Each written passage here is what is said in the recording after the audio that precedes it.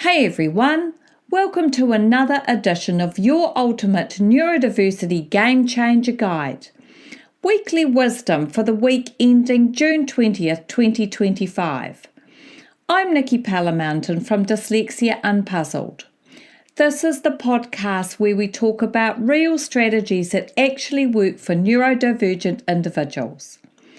Today I want to talk to you about something I see all the time in my work with adults and families.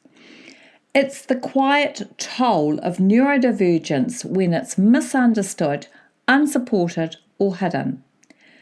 Let me share a story with you. One client recently shared something that's really stayed with me.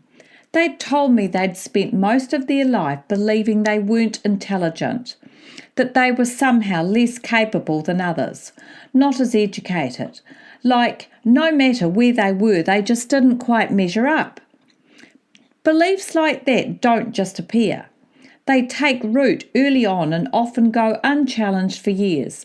And sadly, I hear stories like this all the time from adults who have gone undiagnosed or unsupported, or even diagnosed but left without direction. I've worked with adults who've spent decades hiding their dyslexia or neurodivergence at work, or even from the people closest to them. They build complex workarounds, avoid tasks that expose their challenges, and live in fear of being found out. The emotional toll for them is immense. Some of them have been misunderstood or belittled for years. Their confidence erodes. Their sense of capability unravels. I've had adults break down in my office when they finally realise it was never a personal failing. It's simply how their brain works.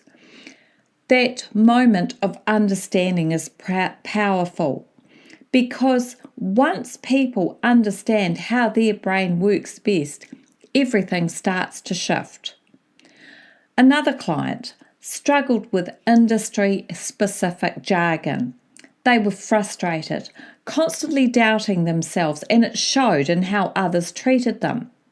However, once we introduced the right tools and a visual learning approach, they could make the terminology stick. Their confidence soared, and they told me, for the first time in my career, I feel like I'm actually good at my job. The truth is, when someone feels understood and supported, their whole work experience changes. They go from surviving to thriving, from being excluded to finally being seen. Employers benefit too. I know one who actively seeks dyslexic apprentices for his electrical business.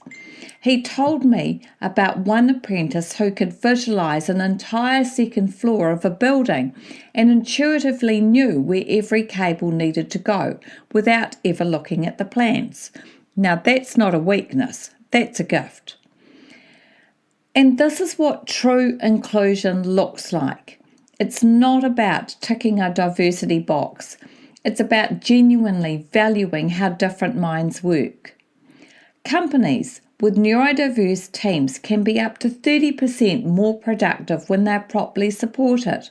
But that support has to be real, structural, meaningful. So what does that look like? It needs flexible communication options, clear job expectations, quiet spaces or sensory-friendly tools, coaching and training that honours different thinking styles, roles that play to people's strengths. When we do this, when we create environments that truly embraces neurodivergence, everybody wins. If you want to go deeper on this, check out my latest YouTube video, Innovative Inclusion, the Advantage of Neurodiversity in the Workplace. Whenever you're ready, I'm here to listen. Lately, I've been meeting with parents and teachers who feel like they have tried everything. They've followed the advice, done the programs, and still things just aren't clicking. These conversations often begin the same way. We've tried everything. nothing seems to work. It's not that the kids aren't trying hard enough or that the adults doing it are wrong. It's that we're often building on shaky ground.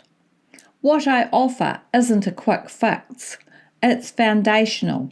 It's the kind of support that helps everything else finally stick. Not experimental, not an alternative, just a more sensible starting point.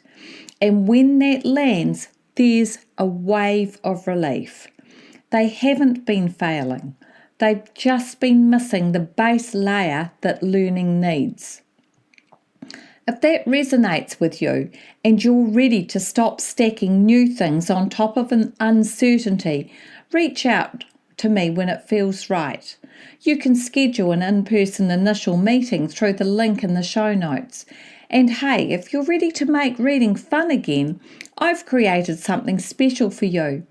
It's a collection of playful, practical ideas to transform reading time from a battle into something that you both enjoy.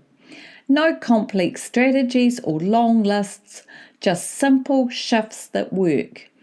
You can grab your free guide from the link below. Do you want more real-life tips and support? Head over to my YouTube channel where I share strategies you can start using straight away. And remember, you can also listen to these newsletters as a podcast. Just search for the Ultimate Neurodiversity Game Changer Guide wherever you like to listen. Before I go, if you haven't joined one of my masterclasses yet, here's your chance.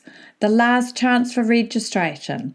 I'm running a free one tomorrow night. Surprisingly simple strategies to support someone with dyslexia.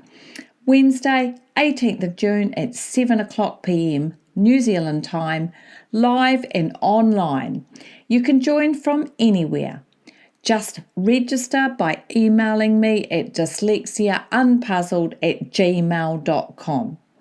If you have been through the flashcards, the spelling drills, the slow, painful sounding out, and you or your child are still struggling, this session is for you. It's for you if you want strategies that match how you or your child learns. You're done with the repetition that goes nowhere. You're ready for clarity and momentum. Click the link in the show notes, which will be my email address, to register.